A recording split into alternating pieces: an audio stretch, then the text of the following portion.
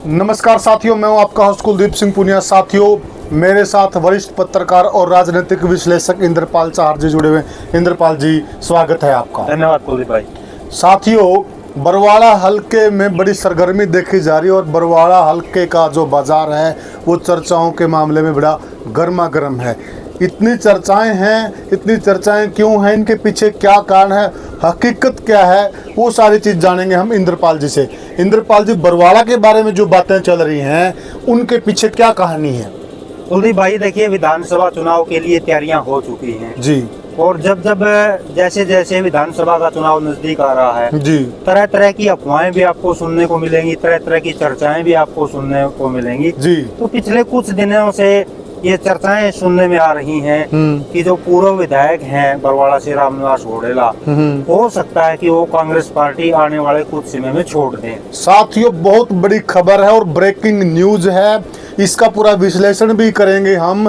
रामनिवास घोडेला जी इस कगार पर पहुंच गए, उनको कांग्रेस पार्टी छोड़नी पड़ सकती है।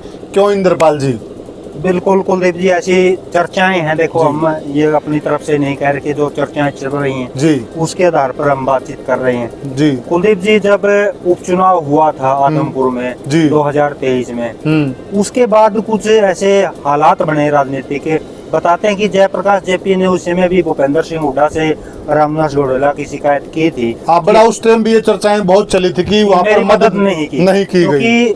देखो, वैसे तो घोडेला का आदमपुर में है नहीं कुछ, लेकिन घोडेला को भूपेंद्र सिंह हुड्डा की तरफ से भी एक बड़ा नेता, कुमार बिरादरी का या कह सकते हैं बीसी वर्ग का नेता बनाने की कोशिशें पिछले काफी समय से की जा रही हैं। तो उस आधार से जयप्रकाश ने शिकायत की थी कि रामनिवास घोडेला ने बीसी वर्ग के या खासकर कुमार वोटर की अगर बात करें तो उसकी मदद उनको नहीं मिली और इसकी शिकायत हुड्डा से रामनिवास घोडेला के बारे में जयप्रकाश ने की थी। जी।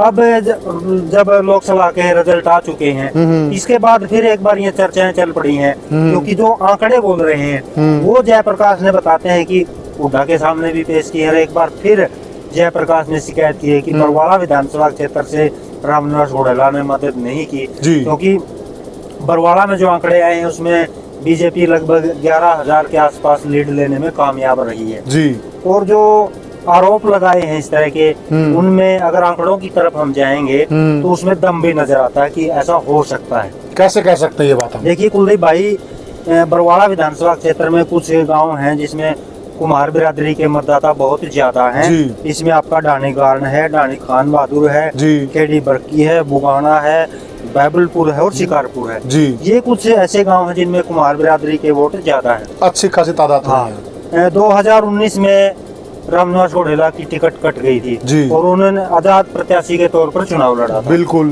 तो अगर डानी गार्न की अगर हम बात करें तो टिकट कटने के बावजूद आजाद प्रत्याशी के तौर पर गांव डानी गार्न में रामनिवास घोडेला ने सभी प्रत्याशियों से ज्यादा मत लिए थे, 943। जी। भाजपा प्रत्याशी सुरेंद्र पुनिया केवल 282 मत ले चुके थे और कांग्रेस प्रत्याशी भूपेंद्र गंगवा को केवल 350 मत मिले थे। जी। अब हम आते हैं 2024 के लोकसभा चुनाव में। इसी डानी गार्न गांव में बीजेपी को 1045 मत मिले हैं और कांग्रेस को मिले हैं केवल 272। जब रामनिवास घोडेला 943 वोट 2019 में आजाद प्रत्याशी के तौर पर ले सकते हैं और कांग्रेस पार्टी को 2024 में लोकसभा में आते हैं 272। अब अगला गांव आता है डानी खान बहादुर। डानी खान बहादुर में 2019 में आजाद प्रत्याशी के तौर पर रामनिवास घोडेला ने 605 मत लिए थे और वो सब प्रत्याशियों से ज्यादा थे। 2 नंबर पर थे भूपेंद्र गंगवा, उनके 526 है, सुरेंद्र पुनिया 122 थे। जहां सुरेंद्र पुनिया के 122 थे 2019 में, बीजेपी 306 लेती है इस 2024 में लोकसभा में और कांग्रेस को आते हैं 164। अगला गाँव आता खेड़ी बरकी। खेड़ी बरकी में आजाद प्रत्याशी के तौर पर रामनिवास घोडेला लेते हैं 615 और सुरेंद्र पुनिया को भी लगभग वही आते हैं 691। अब बीजेपी वहां से लेती है 1136, कांग्रेस को आते हैं 744। बात आती है बुगाना की। बुगाड़ा में 2019 में घोडेला ने लिए थे 564 और सुरेंद्र पुनिया को मिले थे 375। अब बीजेपी लेती है 967 और कांग्रेस को मिलते हैं 605। बात करें बैबलपुर की, जी। घोड़ेला ने 2019 में लिए थे 864, जी। सुरेंद्र पुनिया को मिले थे 625। जी 2024 में बीजेपी लेती है आधे से भी ज्यादा, जी। 1000 वोट फालतू लेगी, 1605 लेगी। जी। और कांग्रेस रहेगी 945 पर। जी एक बड़ा गांव शिकारपुर आता है कुमार बिरादरी का, जी घोड़ेला ने वोट लिए थे 634 जी और सुरेंद्र को भी हालांकि वहाँ अच्छे मिले थे, जी। 1015 मिले थे। जी अब भाजपा वहाँ लेगी 1380 जी। और कांग्रेस को वहाँ मिलते हैं 464 मत। 64 मत है। तो ये जो कुमार बिरादरी के गांव है और जी। घोड़ेला की जो राजनीति है 2009 से लेके अब तक जी कुमार बिरादरी पर उनका होल्ड माना जाता है बरवाड़ा विधानसभा क्षेत्र पर। जी बिल्कुल। और जो ये आंकड़े हैं शायद इन्हीं आंकड़ों को ध्यान में रखते हुए जयप्रकाश ने हाईकमान से शिकायत की होगी। जी। और ऐसी भी खबरें हैं कि ये अफवाहें, कुछ लोग इनको कह सकते हैं, लेकिन इनमें थोड़ा बहुत दम है, क्योंकि धुआं भी वही होता है जहाँ पे आग होती है। भूपेंद्र सिंह हुड्डा के सामने बताते हैं कि रामनिवास घोड़ेला और पार्टी के प्रदेश अध्यक्ष उदयभान के बीच कुछ थोड़ी बहुत कहासुनी हुई इन आंकड़ों को लेकर हुई है।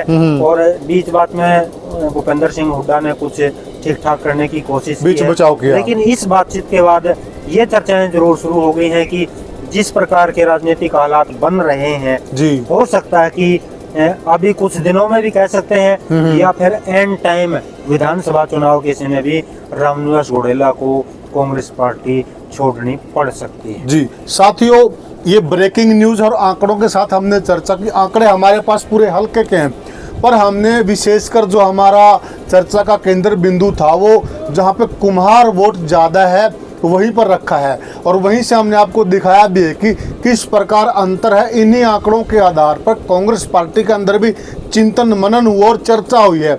उस चर्चा के अंदर जैसा कि बताया है इंद्रपाल जी ने, वहाँ पर थोड़ी बहुत कहासुनी भी हुई है जो हमारे प्रदेश अध्यक्ष उदयभान जी हैं और घोड़ेला जी के बीच में।